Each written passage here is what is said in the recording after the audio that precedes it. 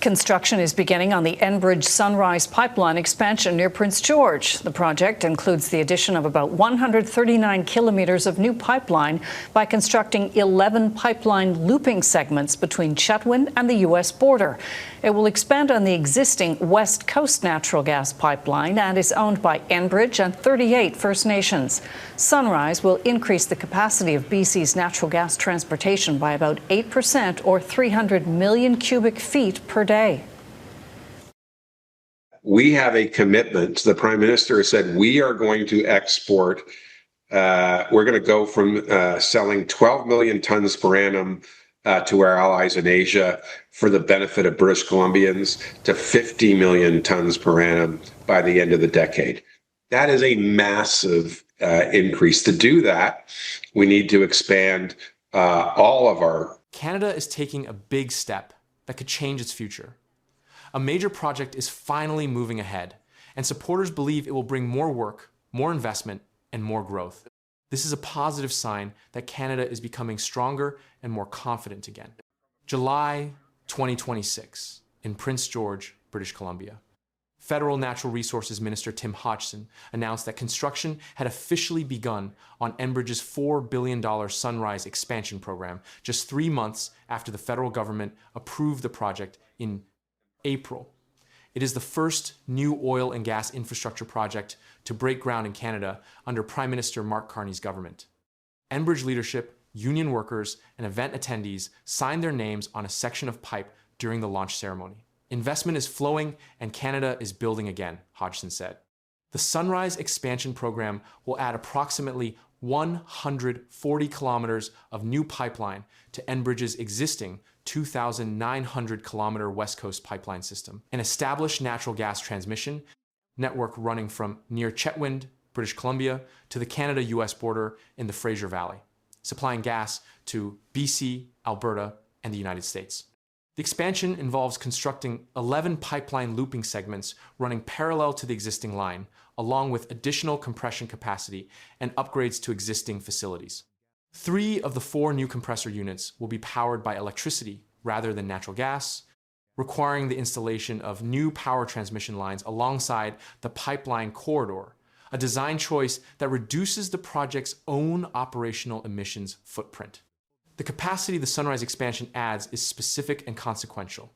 300 million cubic feet per day of additional transportation capacity on British Columbia's natural gas transmission system. Enbridge CEO Greg Ebel framed the strategic rationale for that capacity in global terms. Natural gas is a destination fuel. Increasingly, for the 7 billion people on the planet who do not have access, like Canadians do and North Americans do, to a low-carbon, efficient fuel source. That framing positions Canadian natural gas export capacity within a global energy access context, describing LNG exports as serving populations that currently rely on higher emission fuel sources, rather than characterizing gas expansion purely in North American market terms. The direct commercial link between the Sunrise expansion and Canada's LNG export build-out is documented through Enbridge's own equity position. Enbridge holds a 30% stake in the Woodfibre LNG export terminal currently under construction in Squamish, British Columbia. Woodfibre plans to export 2.1 million tons per year of LNG to Asia, approximately 1/7 of the capacity of LNG Canada's first phase in Kitimat. The Sunrise expansion is specifically designed to move additional natural gas from producing regions in northeastern British Columbia to lower mainland and Pacific Northwest markets, enabling more gas to flow through facilities like Woodfibre LNG and the Tilbury LNG plant near Delta as they come online. The Tilbury LNG facility's connection to BC Ferry's operations adds an unexpected domestic emissions dimension to the Sunrise project's strategic value. One of the things that's really interesting about the Tilbury project is we're going to use LNG to replace diesel on BC ferries, Hodgson said. If we do that, we're going to dramatically reduce the emissions footprint of the BC ferries. That statement connects the Sunrise expansion's incremental gas capacity to a specific decarbonization application within British Columbia's own transportation infrastructure, natural gas displacing diesel fuel in the province's ferry fleet, a sector whose emissions profile has been a documented target for provincial climate policy. The Indigenous ownership structure embedded in the Sunrise Expansion Program is one of the largest Indigenous equity partnerships in Canadian pipeline infrastructure history. In July 2025, the Stonlesec 8 Indigenous Alliance Limited Partnership, representing 38 Indigenous communities in British Columbia, acquired a 12.5% ownership interest in Enbridge's existing West Coast natural gas pipeline system, covering both the T-South and T-North segments. That transaction was supported by the Federal Indigenous Loan Guarantee Program, which issued a loan guarantee covering $400 million of a $736 million total investment, the first ever use of that federal guarantee program for a transaction of this type. Enbridge has stated that the Stonlesec 8 Alliance is not obligated to take on equity in the Sunrise expansion specifically, but holds the option to do so as the project advances. The Sunrise Expansion Project demonstrates what's possible when First Nations, industry, and government work together with a shared commitment to building a stronger future, said Dolene Logan, elected chief of the Lidley Tena First Nation, whose traditional territory includes the Prince George site where the launch ceremony was held. Logan's statement continued, "It reflects what is possible when First Nations are involved as partners from the beginning, not simply informed by engaging, but in shaping projects that will impact our lands and our communities." More than $52 million has already been spent by Enbridge on hiring and procuring services from Indigenous businesses specifically for the Sunrise Expansion Program. The steel supply chain for the Sunrise Expansion is entirely domestic.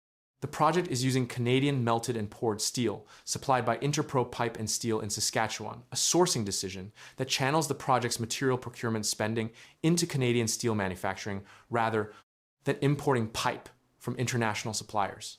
That domestic sourcing decision aligns with the broader federal Buy Canadian procurement framework that has been extended across multiple major infrastructure projects announced throughout 2026. The economic impact projected for Prince George and Northern BC from the $4 billion project includes more than 1,300 local jobs during the construction phase, alongside millions of dollars in tax revenue for the region. BC's Minister of Jobs and Economic Growth, Ravi Kalon, stated that the Sunrise Project's economic spin-offs will help strengthen the provincial economy, including bolstering Indigenous groups specifically. The project's completion is targeted for near the end of 2028, a timeline that positions the additional 300 million cubic feet per day of transportation capacity to come online as LNG Canada phase. 2. Woodfibre LNG and Cedar LNG all progressed toward their own operational milestones in the late 2020s, creating a coordinated expansion of Canada's Pacific natural gas export infrastructure across production, transportation, and liquefaction simultaneously. The Sunrise Expansion's timing places it directly alongside the broader wave of Pacific Coast infrastructure Canada announced throughout July 2026, the $10 billion Roberts Bank Terminal 2 Fast Track, the Northern Shield Energy Corridor announcement, and the West Coast oil pipeline proposal submitted to the Major Projects Office. Each of these projects targets the same underlying commercial logic: reducing Canada's dependence on a single export market by building the physical infrastructure required to reach Asian and global buyers directly. Natural Resources Minister Hodgson's statement that Canada is building again is not describing a single pipeline in isolation. It is describing a coordinated national infrastructure strategy advancing across oil, gas, minerals, and trade simultaneously.